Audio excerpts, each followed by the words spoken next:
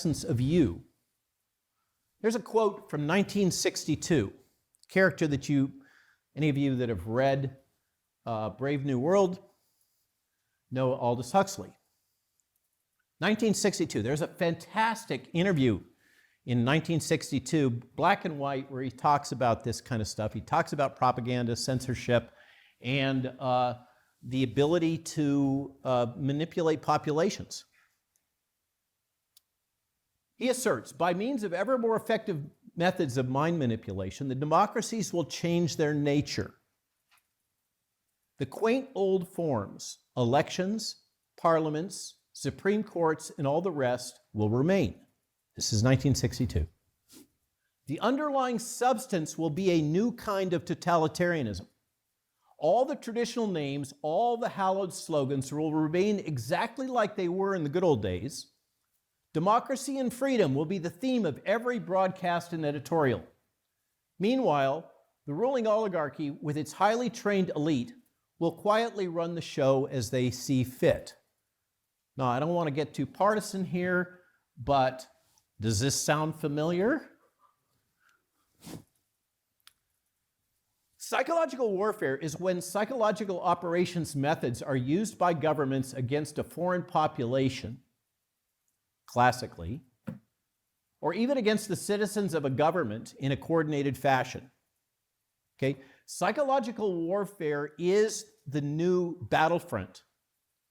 NATO calls it hybrid warfare. The goal here and the reality, the realization, is that governments can be more effectively managed and overthrown instead of relying on kinetic warfare through the use of propaganda, media, and psychological manipulation techniques. And once that was appreciated, then particularly the Western alliance, the Five Eyes Intelligence Alliance, which many assert is the most powerful intelligence organization in modern history. For those who are not familiar with Five Eyes, this is the intelligence alliance that exists between the United States, the UK government, the Canadian government, the government of New Zealand, and the government of Australia. Now, for those of you that were kind of alert and awake and watching what happened during the COVID crisis, we could say Austria perhaps, but those have been the harshest, most totalitarian nation states in terms of their responses. They have all acted in harmony. They have acted based on coordinated information and strategies. The Five Eyes Alliance. Welcome to another episode of Wake Us Up in the Hood. And as you can see by the title of this video, Behavior Control. This video will focus on what mechanisms are being employed against society in order to control them mentally by controlling their behavior. I will share also studies and opinions of experts on concepts regarding human behavior, how it can be understood and manipulated, and thus these are the mechanisms used against us, and therefore we have this happening in society today. So sit by, watch from wherever you are, and this is not for you to agree or to disagree. This is merely for us to share information. Take what resonates with you, and if it doesn't, please ignore. Without any further ado, let's get into it. So welcome guys. My name is Marshall. This is Wake Us Up in the Hood, and today, um, as you saw in the intro, a video of Dr. Robert Malone doing a lecture to his peers and students about psychological warfare, a phenomena that is only now being observed and beginning to be understood by us. Uh, uh, uh, uh, Let me not say us, let me rather say uh, by those with the intellectual capacity to be able to discern fiction from fact, and thus being able to uh, uh, detect and be aware when such intent mechanisms being used to manipulate and control uh, and steer our behavior and actions in society. Thus, we tend to engage in actions that is contradictory to our own progression and thus have a negative effect on our experience. So based on the individual that you just saw now, Dr. Malone, as you'll see in yeah, on his Wikipedia page, for some reason there is no photo, right? For even local politicians and local figures here in South Africa, from where I'm from, uh, and their Wikipedia page is there. Many of them have photos. Now, here is an individual.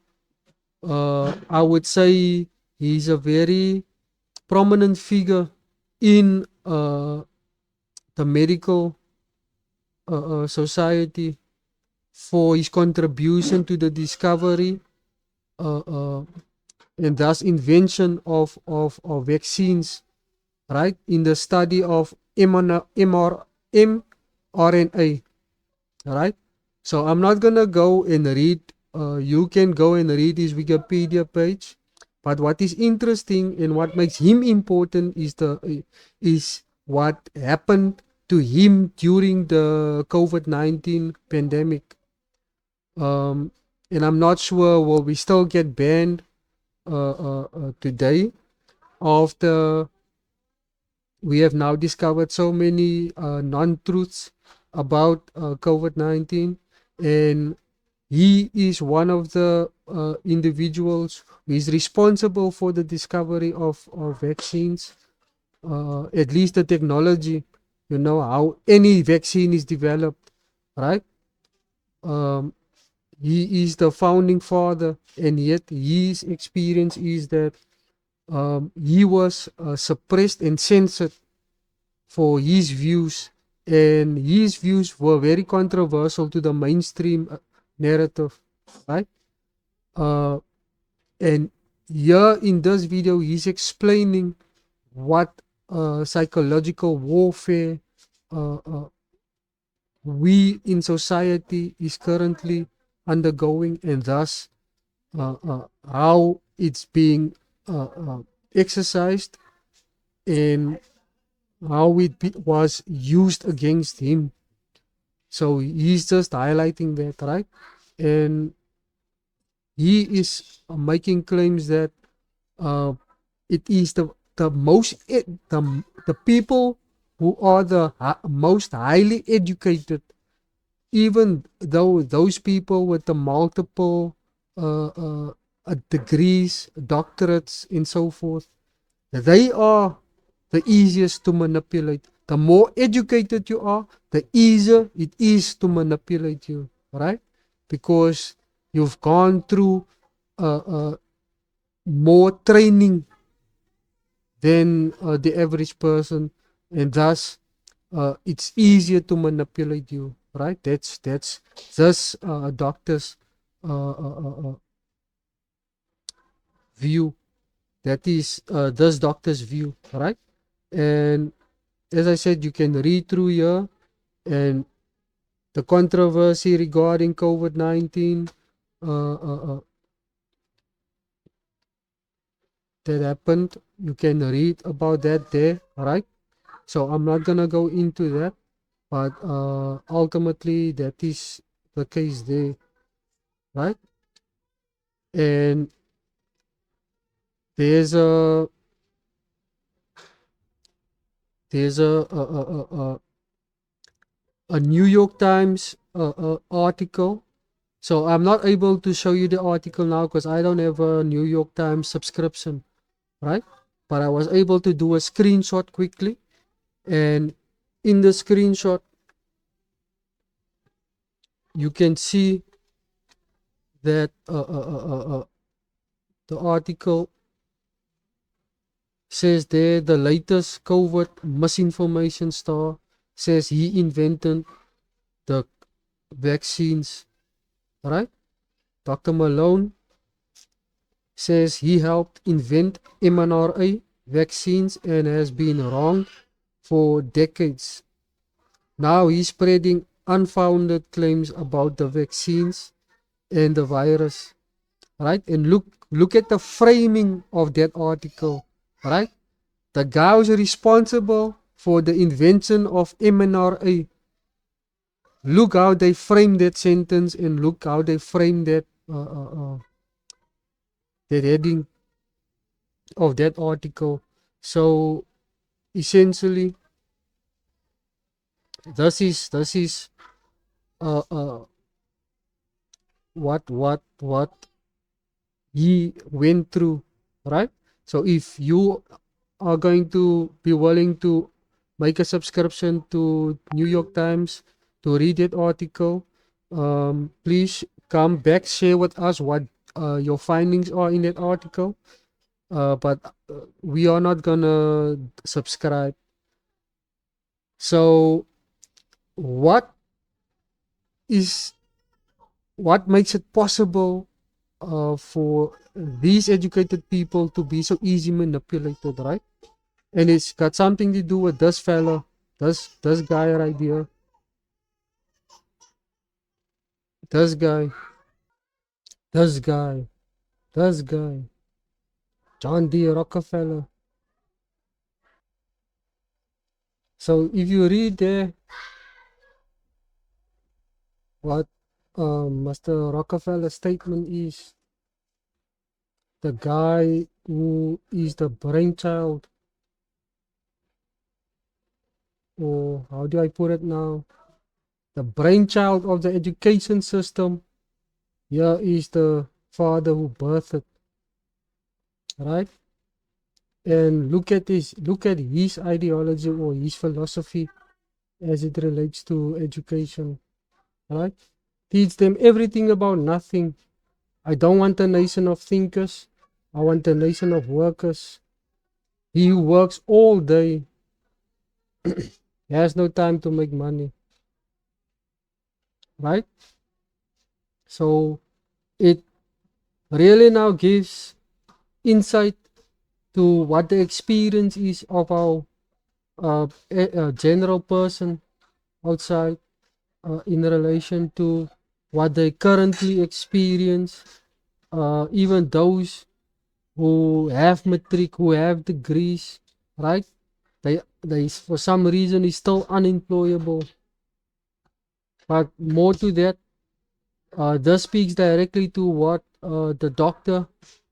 Malone's argument, not argument, his statement that he's making, right? His revelation to say that the educated people are the easiest to manipulate. It's because the education system is designed to control our behavior, the outcome, how we behave, and to what limitations we allow ourselves to live. Because the educated person generally cannot think outside of his frame of education, For example, if he's a doctor, he will never grasp concepts of accountant, uh, uh, uh, or if he's an accountant, he will never grasp the concepts of engineering. Or if he's an engineer, he will never grasp uh, marine biology, right? These people cannot think outside the frame of the education, and because stuff that is not inside the frame of their education, to them it doesn't exist. To them, they don't recognize it. To them, it's the devil, right? Because it's not inside the frame of their education, and that is what makes it so easy for them to be manipulated, right? And then um in this video, um they explain to you what is the phenomena that that um explains why some of us appear to be more intelligent than others, or let me not say intelligent, let me rather say informed or educated, because there's a difference between being educated and being intelligent. Because you can have a degree, you can be the most qualified person, you will still be um, very unintelligent if if you don't have wisdom. That's the plainest way I can put it. So basically, they will discuss a concept known as the umveld. Umveld simply just explains the the level of your understanding, the level of your comprehension of reality, everything that you can absorb with your senses, with the limitation your senses have. All right, because if you don't have a sense to detect that that thing does not exist to you. All right, so that's why people tend to misunderstand each other when they communicate, because the one has a broader exposure of reality than the other person. So when he speaks concepts, it's similar to the concept of people what the educated uh, uh, uh, that things within the framework of the education, right? It's more or less the same concept, but it's different in the sense that it's got to do with your senses, your sense of perception, in terms of what you can see with your eyes, what you can hear with your ears, what you can smell with your nose, what you can taste with your tongue, and what you can feel with your skin, right? uh, or the touch receptors, or wherever it's located on your body. All right. uh, uh, so with the level of knowledge you have, the greater your umveld becomes, your radius of understanding of what is in this reality. All right. So not only do we differ on the radius, in terms of how big our radius in our umveld is, we also differ in terms of our frame of education. That's why we tend to not uh, speak from the same reference point. Hence, I'm making the point that we have disagreements and misunderstanding, because we don't speak, although we use the same words. Remember, I also said that if I use a particular term, it means something specific to me. So when you hear it, you hear what that word means to you, you don't hear what I intend to communicate. All right? So there is where that problem comes in. When I speak from a different umveld framework of education than what you understand. You understand only within your framework, and if what I'm saying is not within your framework, then you must understand me. But let them explain to you from a better scientific perspective what the involve is about. Every animal has its own sensory world, its own thin slice of the fullness of reality that it can detect. Evolution has shaped the senses of animals according to their needs, but no animal can sense everything. No animal is perfect at everything. There is so much information out there that to be able to detect it all would be an overwhelming experience and also unnecessary. There's also a cost to the senses. Senses don't come for free. To build a sense organ and to maintain all the neurons that feed into that sense organ takes up a lot of energy, which is why their senses are so refined and so constrained by their evolutionary needs.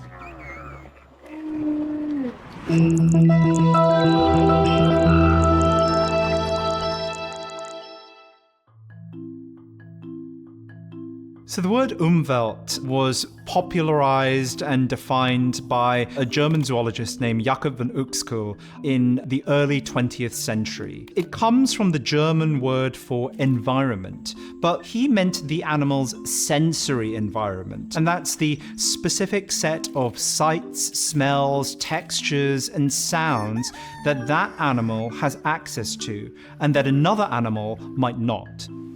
When you really think about the senses, you do start to understand the very different kinds of information that those senses offer their owners.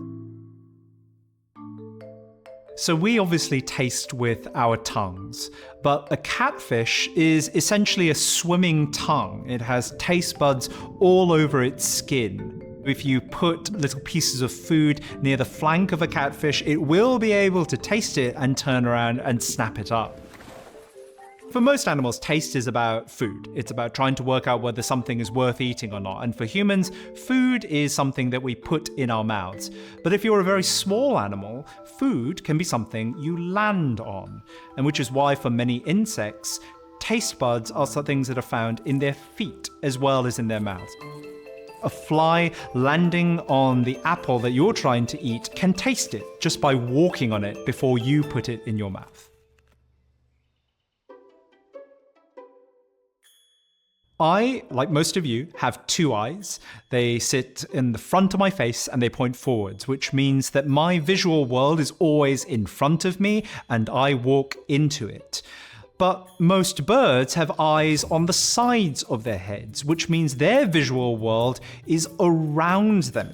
They often have close to wraparound vision, seeing to the sides and also a little bit to the back. And that kind of wraparound vision is really hard to wrap your head around. And then, of course, there are changes that can occur over an animal's lifetime. So the umwelt of an adult might be different to the umwelt of a juvenile. Jumping spiders are very driven by vision. They have excellent eyes.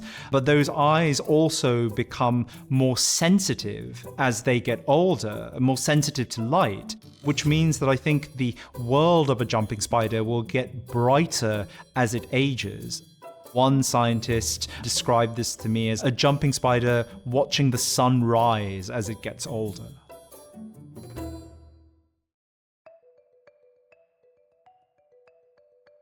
So a sea otter has very sensitive paws. They don't look very sensitive. They look like these weird sort of cauliflowery mittens. They have a sense of touch that is equal to our exquisitely sensitive fingertips. One of the key differences is that they are also extremely skilled at using that sense of touch. They're very fast about making touch-based decisions. A sea otter will dive down into the ocean and very quickly root around with its paws. It will grab that sea urchin, yoink that clam, and then rise to the surface before eating its food. A sea otter doesn't have the benefit of blubber that a whale or a walrus might have. It has very thick fur, but it can find enough food to eat because it has not only very sensitive hands, but very fast hands too.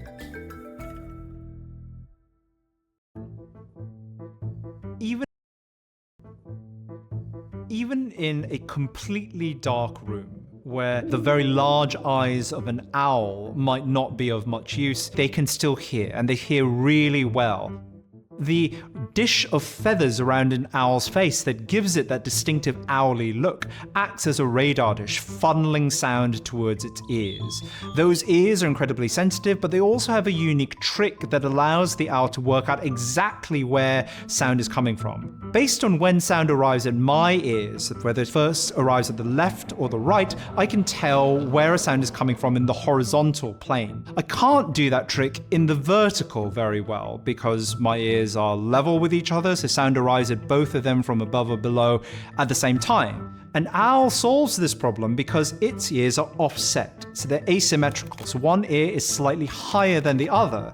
And when sound arrives at that ear first, the owl knows where in the vertical plane its target is. And that's why an owl in the dark can land exactly on a mouse. It's why owls in the wild can bust through snow to pick up scurrying rodents that they couldn't even see. One of the primary uses of scent in the animal kingdom is for navigation, for finding your way around a landscape. You know, my dog Typo absolutely can do this. He knows where we are by cross-referencing his memories of the smells of the neighborhood against what he's smelling at any given moment. But there are other animals that use scent for navigation in even more extraordinary ways. A lot of seabirds, the group known as tube noses, use the odourscapes of the ocean to find food. The ocean looks featureless to us, right? We can glide over it and just see this endless expanse of uniform blue. But it's not featureless to an albatross. Underwater features like mountains and valleys leads to concentrations of nutrients, which then concentrate food, plankton, and then krill, the kinds of things that a seabird might eat. And so the ocean has this undulating odorscape, odors that reveal the concentration of possible food, and then areas of no scent that reveal scarcity in the deep. Elephants can do this too. You know, elephants can navigate over long distances. Obviously, they have that trunk. They are constantly scanning about with this extremely elongated nose. You know, they'll react to the imminent arrival of rain. People have suggested that they can buried sources of water by smelling it. It's quite difficult to understand exactly how elephants smell because they are large, intelligent animals that are difficult to work with. Part of this relies on us using our imaginations, like watching their incredible behavior, looking at their trunk, and trying to just make educated guesses about what their olfactory world might be like. There's a wonderful quote by Marcel Proust that I think captures what's magical about the Umwelt concept. He said that the only true voyage would be not to visit strange lands, but to possess other eyes, to see the hundreds of universes that each of them sees. That's how I think about the sensory worlds of other animals. I think that when I get to empathize with the smell world of a dog or the touch world of a sea otter, I feel like I'm traveling, like I'm leaving the confines of my own body and my own lived experience and going on this fantastical voyage into the world of another creature.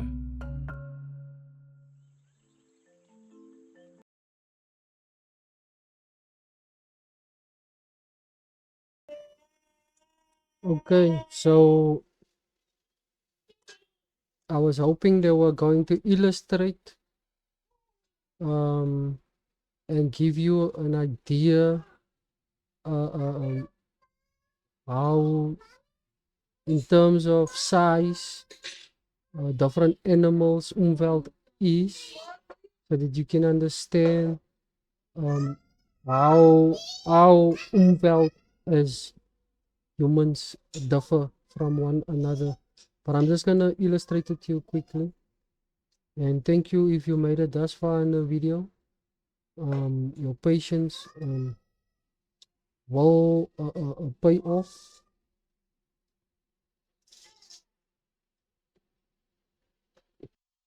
So if I am to illustrate the concept of imveld um, like this as a demonstration, as you can see, let's say for argument's sake, the green represents reality, everything that exists in this universe, right?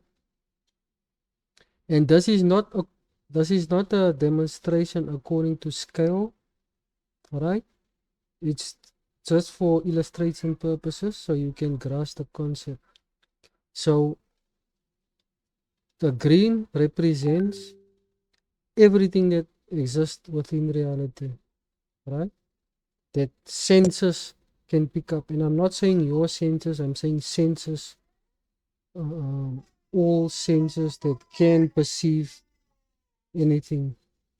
So if we were to demonstrate the difference between an ant, a dog, and a human, an ant, out of everything in the universe, that is about it, what they will ever experience, that small red circle where they are now, right? The circle here, right? The ant. So in relation to the dog, you will see the dog's red circle, or it's an oval for the technical people. His shape is a bit bigger, so he has a bigger grasp of what reality is, right? So he understands the universe better than the ant does, because his senses is able to pick up more of reality, right? Now, the difference between a dog and a human has more senses, although the dog's smelling is better than a human smelling. The human has the advantage of his eyesight, which is better than a dog's eyesight. Touch. Uh, I don't want to say better taste, because I believe dogs have better taste as well. But more, nevertheless, our senses and the capacity of our brain allows us to experience a greater deal of reality as opposed to a dog or uh, or ant, right?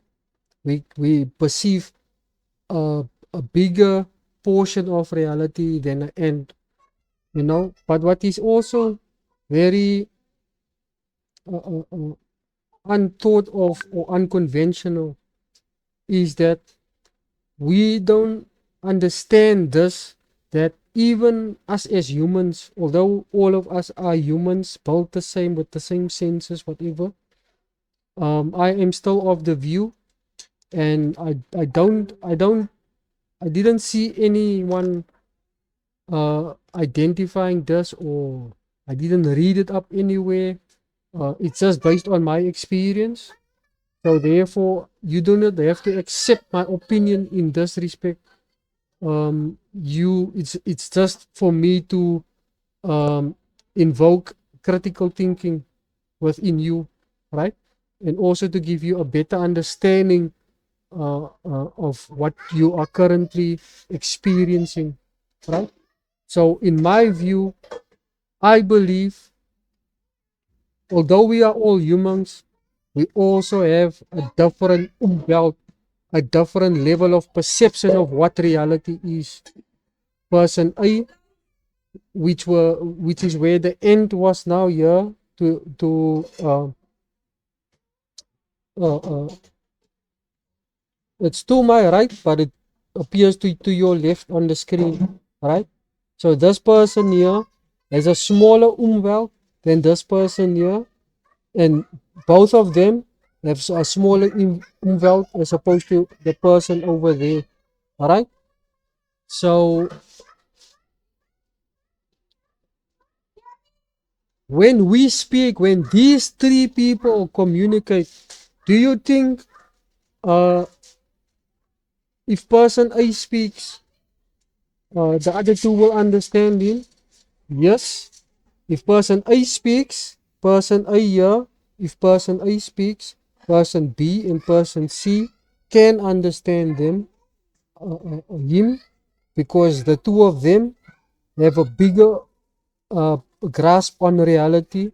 So chances are, whatever his experience is, they will have experienced it as well. But now when person B in the middle here, when he speaks, chances are person C will understand him because he has a greater grasp of reality, and he might have experienced whatever concept person B might be trying to articulate. However, person A, chances are he's not gonna understand what this person is saying because he has never experienced in his umveld what this guy is probably trying to articulate in relation to his experience. So he definitely 50% greater chance for him to misunderstand this guy, right? So miscommunication is greater between the two of them as opposed to between the two of them. The two of them might still understand each other. However, when person C speaks, the two of them is not going to understand him. Most definitely is not going to understand him. He has a better chance of understanding, but possibly still might not understand what he is trying to communicate, right? Because the two of their perception, their grasp on reality is much smaller than his. So they have experienced less than what he has. So when he says something and he speaks from his perspective, they have a different experience. So they might not understand what he is trying to communicate. And this is where the gap, one of the gaps in our communication lies. Hence, I'm of the opinion our language isn't sufficient to mitigate these type of shortcomings in our communication, right? And thus also, the two of them might not even understand the concept of a umveld, right? Similarly to some of the people who commented on my previous video, they are more focused on my presentation, how I speak, how I come across, the lack of energy, as opposed to listening to the message. All right. So for them, I would say they fall here, either here or there in terms of their grasp of reality. The people who came to my defense, who said, don't listen to how he speaks, rather listen to the message he's trying to bring across. That person has a bigger umveld because they have a greater capacity for intellect. They are able to use their critical thinking, right? And it is those people, I'm not insulting anyone, I'm just highlighting stuff because what is the purpose of our channel? It is to wake us up, right? So we are here to wake you up and make you understand yourself better. So once you understand yourself better, you will understand the next person better. And that speaks to that verse in the Bible where Jesus says, you must love your neighbor as you love yourself. It's because you don't understand yourself. That's why you're not able to love yourself. That's why you're not able to understand the next person. That's why you're not able to love the next person like yourself, right? So the goal is for you to change. Starts with you if you want to change the world, and that is also what I'm trying to practice through this, right? And trying to teach you these concepts, help solidify it more for me so that it can become a part of me, so I can have better habits than the habits I have now, because we all have poor habits uh, as a result of our schooling system and what the church is focused on. So I know this video has been very long, but thank you for your patience.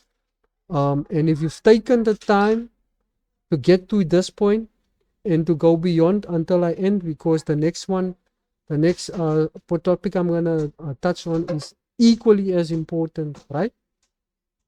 So if you made it till here, I would say you fall here by this umwelt. You have a greater understanding of reality, and you know that you don't know everything and that there's always more to know. So you're always eager to learn more, right? You fall here by this umwelt. So now that we understand the concept of umwelt, right?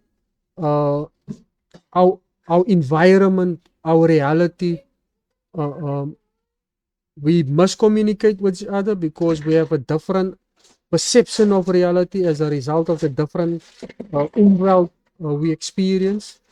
We have different levels of experience, different level of knowledge, right? So if you look at the next concept, which is now human behavior, as you can read there, investigating human behavior. Now, this is a concept George Fresco observed in humanity throughout his experience. And this is something I also experienced. It is only until I discovered him, I was able to better explain it, right? But he speaks specifically to what I'm trying to articulate. And this is also going to allow you guys to better understand that our people in the Cape Flats don't get into gangsterism primarily. This is the case. They don't get into gangsterism or get involved with drugs because it is something they consciously choose with their free will. He is going to now explain to you how human behavior works. He's essentially saying that we are reactionary beings. We only react to our environment. Hence, why so many people in the Cape Flats get caught up in gangsterism, get caught up in drug, substance abuse, alcohol abuse, and so forth. It's because their environment creates the conditions for them to only do that. You can totally see the difference of environment between people living in Constantia as opposed to people living in the Cape Flats. Hence, you get totally different results from the two different communities. But just listen to Jacques' findings based on what he discovered in terms of human behavior. We're talking about investigating the nature of human behavior. And I think that what might help is if you go back in time and take some primitive people. When I say primitive, I mean like outlying districts, headhunters of the Amazon. If you open a watch and show them the back mechanism, they can't say how complex, how beautifully machined. They can't do that. Do you understand why? Anybody got a problem with that? Hold on, this video's not on. It's on camera.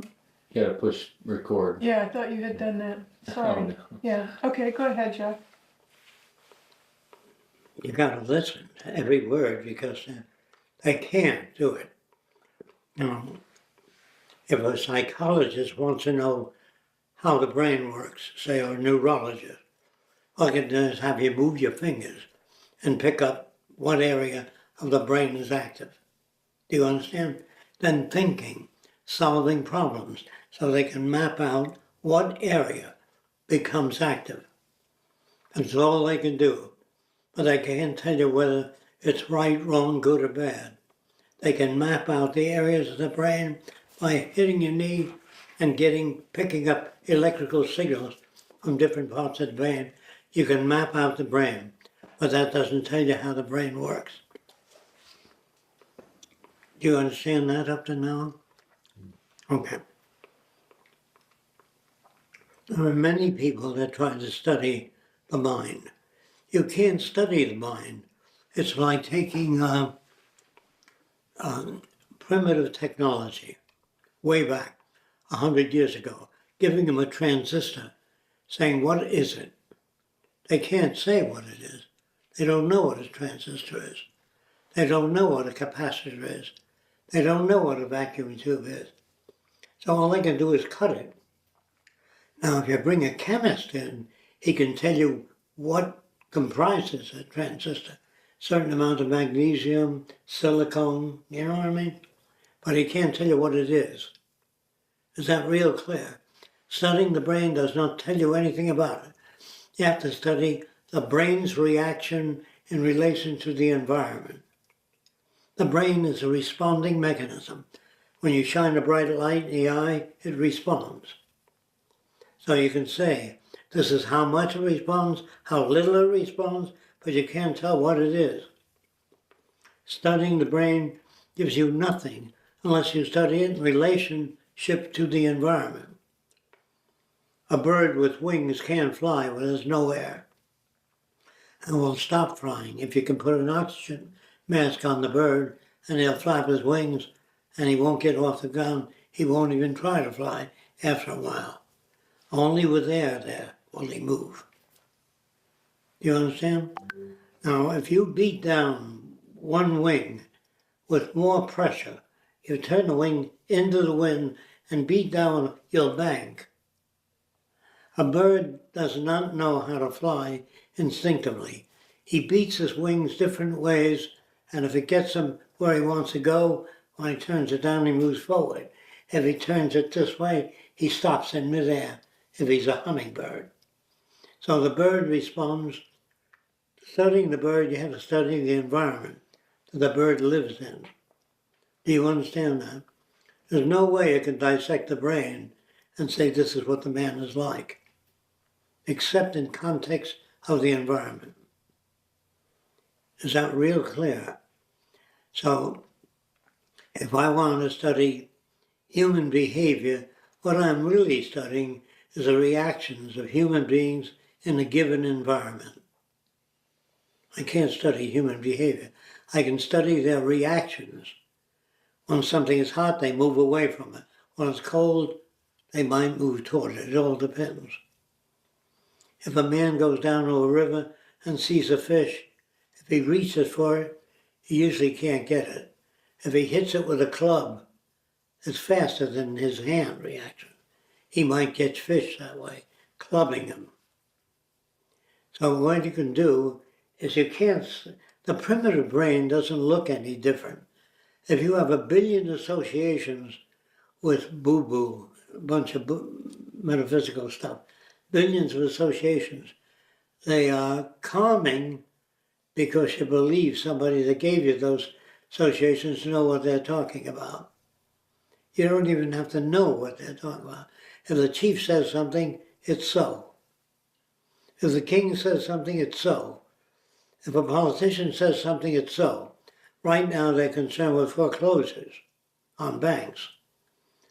They're concerned with giving the banks money, and the banks didn't use that money for the purpose intended. So they have words like fraud. You can't do anything that way. You have to take in the whole picture and ask, what is it that you want? What kind of world do you want? So I have drawings of different cities. Those cities have an end goal. They're not just cities. The goal of those cities is to make things relevant to people that they respond to. There's no other way. Now, people that live in a city have many different reactions to the city. It's my home. My grandfather was born there, my favorite city. But they really don't understand what a city is, what it serves. Now, they use words like shelter. Home is a shelter. But when you wear a diving suit and you go underwater, that's a closed environment, shelter for underwater living.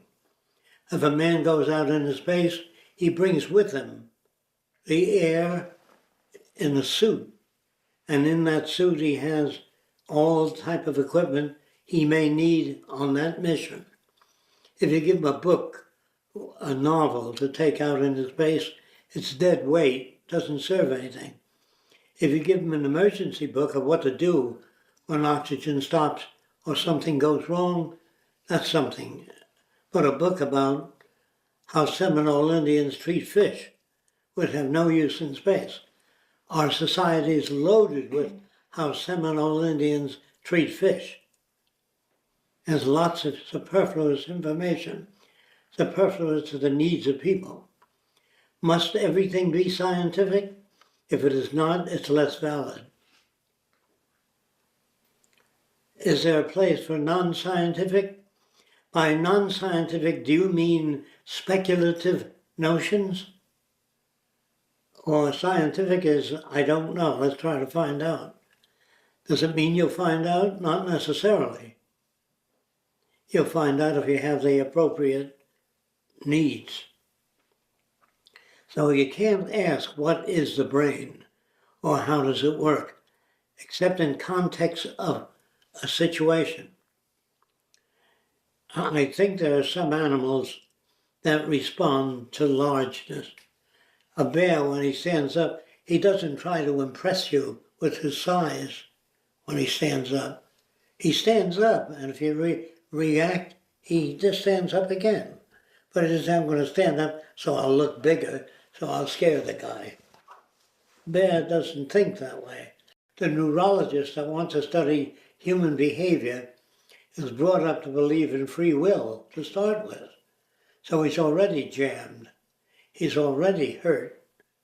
Because he can't look at anything objectively, no such thing.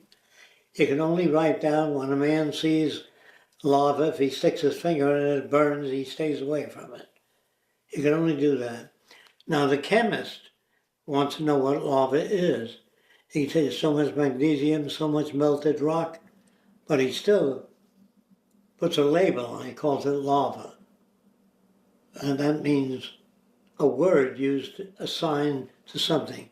If a person misbehaves or behaves very badly or behavior unrelated to the situation, like I've seen a kid run over by a car, and the mother says he can't be dead, he must be alive. He can't be dead, meaning the situation is unacceptable. She's responding more on a feeling tone rather than relevant. Sometimes if you like somebody and they die immediately, say he can't be dead, he was just having a bowl of oatmeal. So you can't do that. You can only say that I didn't expect that, or highly improbable. I thought it was. Anyway, you can only talk about your relationship.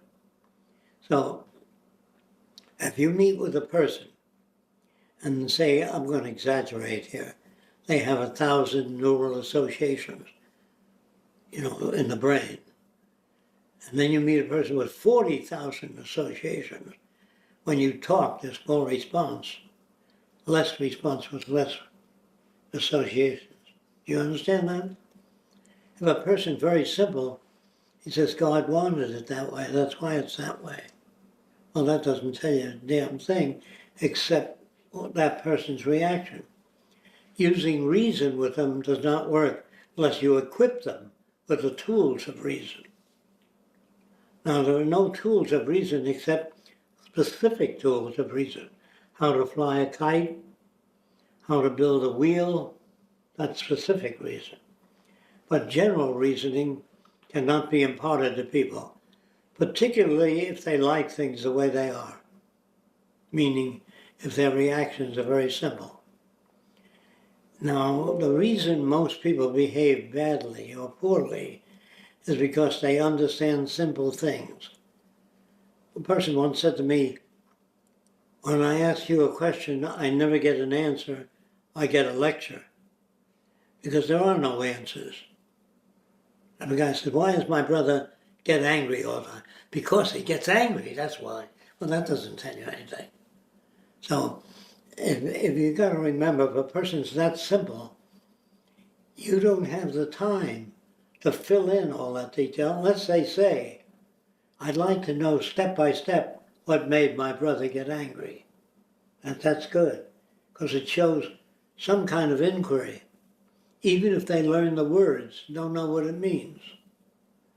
Now you have to prove to them that most language is based upon primitive reactions. Like if lightning occurs, a primitive person might think that nature is angry, or God is angry, or the God of lightning is angry, whatever they do. If they're at that level, you don't want it. But if you take native children away from their parents, you can bring them up to the modern world. No matter how primitive a person is, if you take their babies, you can make them scientific, chemists, anything.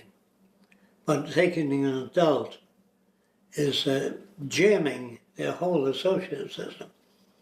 If you bring a primitive person to an airport, he does not look at the airplane in terms of the wings and the struts and the landing gear and wonder at all those components. He can't do that. He can look and grin, just like you look at a tree when you're not into plant anatomy. You can't see the tree. An anatomist sees more of the tree, a plant physiology, than you do. Or you may see clearer than he does, but he knows what to look for.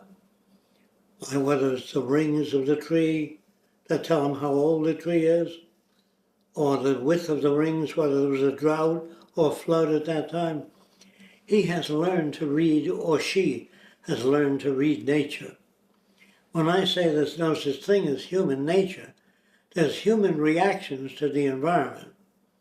Some are relevant, some are completely irrelevant.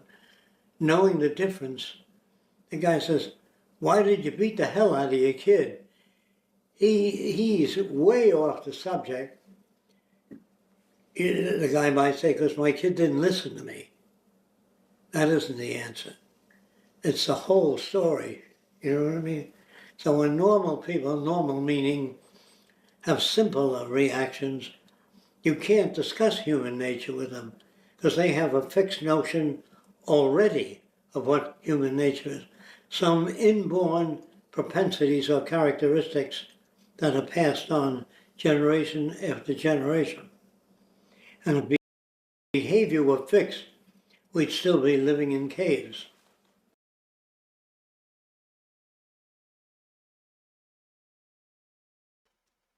And I didn't press record. That is so sad. But let me repeat what I just said. So as you heard now from Jacques Fresco, we are just reactionary to our environment, right?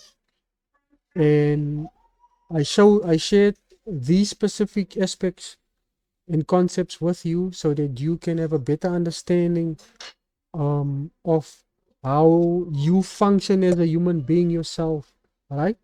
So that you can understand the limited extent you have with free will, right? So it's gonna allow you to make better judgments when you see certain people act or do certain things a certain way. And again, as you heard what Jacques said now, um, especially in adults, and it speaks to why so many of our people still vote the DA, even though there is ample evidence that the DA is causing harm to us as a people and to this country as a whole.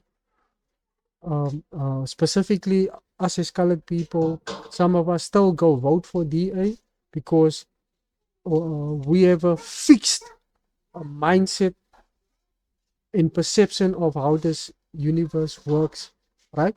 So even the evidence I bring across to make you understand, but this is where the DA is going wrong, and this is what they are doing to harm you and to harm the future of your bloodline.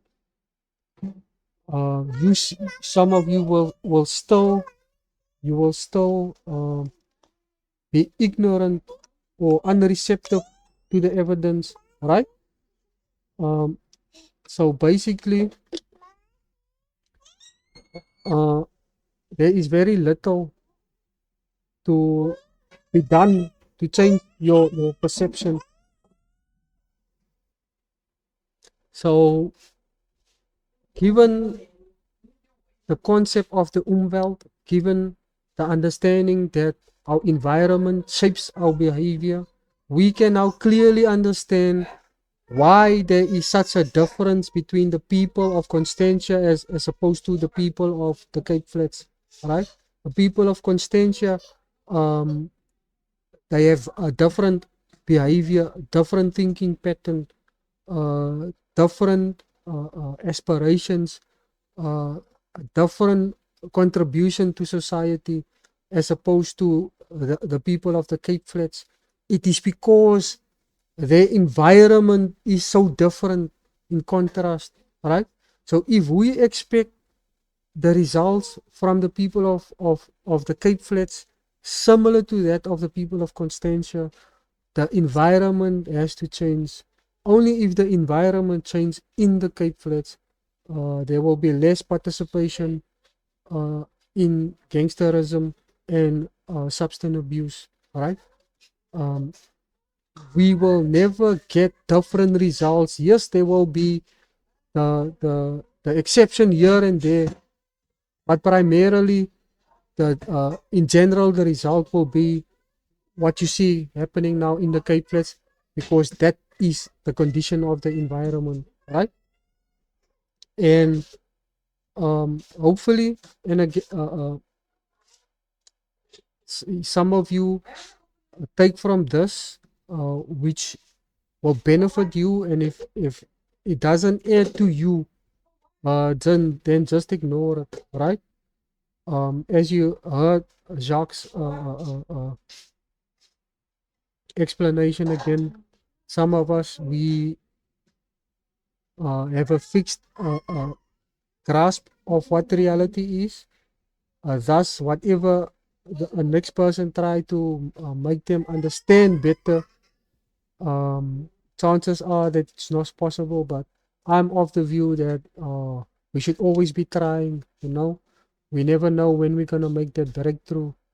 But yeah, let me not extend this video longer than it's necessary. Let's just listen to the closing remarks of Dr. Robert Malone, where he explains his experience through COVID, and this would give you a better understanding as to how you are also being controlled, because he's acknowledging how he has been controlled. Yeah. So yeah, that's I was asked, and I'm very grateful for the invitation. Democracy and freedom will be the theme of every broadcast and editorial.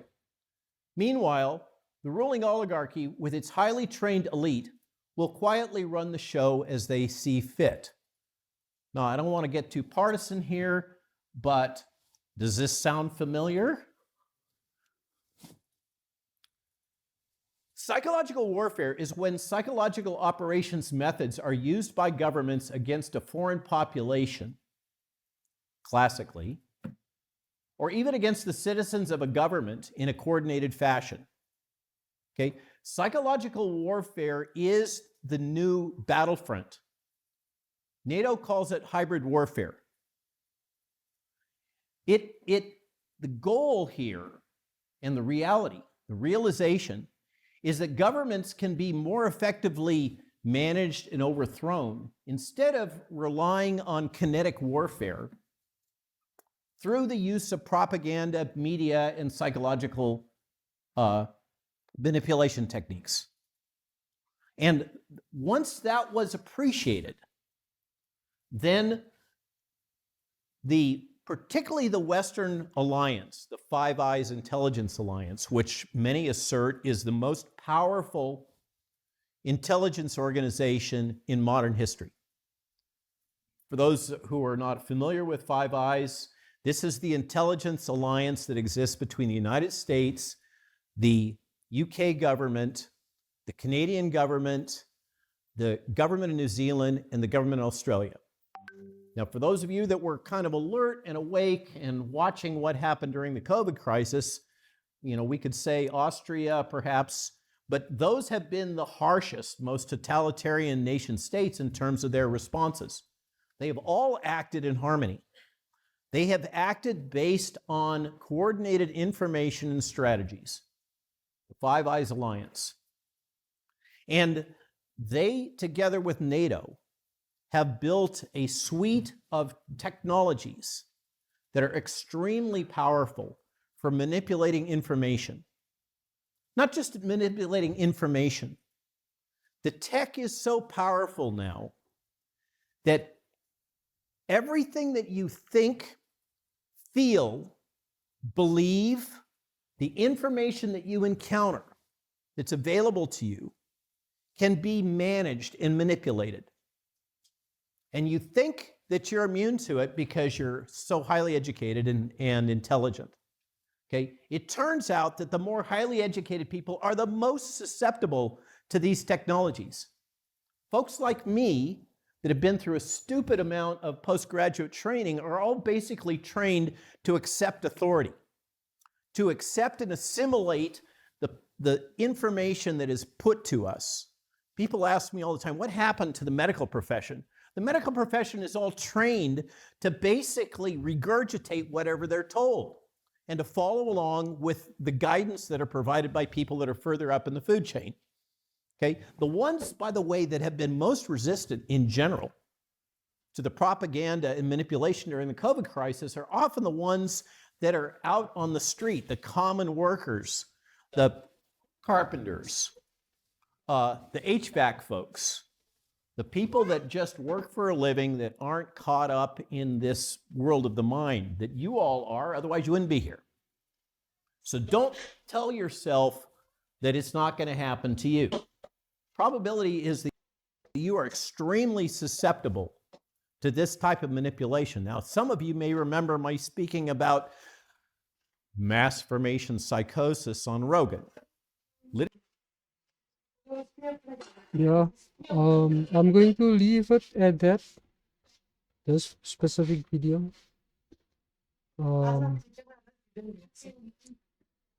Because I want to focus more in depth on this video, because he's making a lot of profound statements that I think needs to be broken down for the average person to understand, right? Because like I said, we have different umvelds, different realms of perception, so a different experience in this reality. And I think I'm gonna do justice if I break things down in that video. So for now, let's leave it where it is now. So for now, let's leave it at that. I do want to thank you if you made it this far in the video. Please don't forget to like, share, subscribe.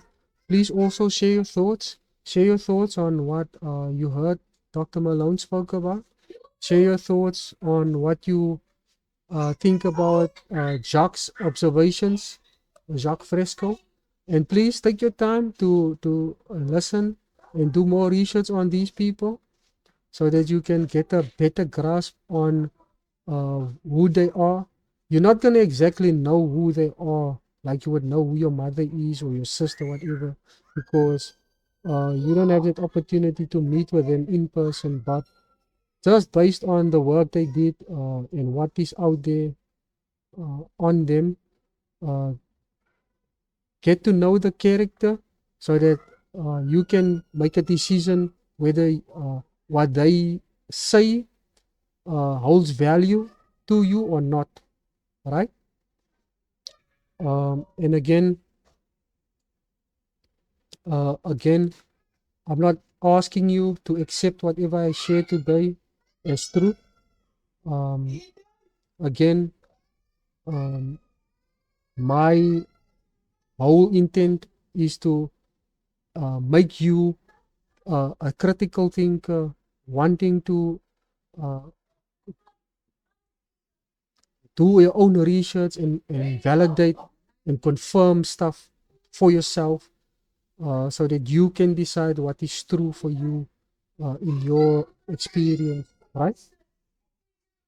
And I think if I can break this down, uh, make people understand how the human brain works, I think only then will it be better for me to address this thing, which is religion, which is one of the biggest problems we have, because religion in itself is just like psychological warfare, is one of the mechanisms used in psychological warfare uh, to manipulate and oppress us and give us a false sense of what reality really is, right? But let's leave it at that. And I want to say to each and everyone, thank you for making it this far, and catch you on the next one. This has been Marshall for Wake Us Up in the Hood. Thank you.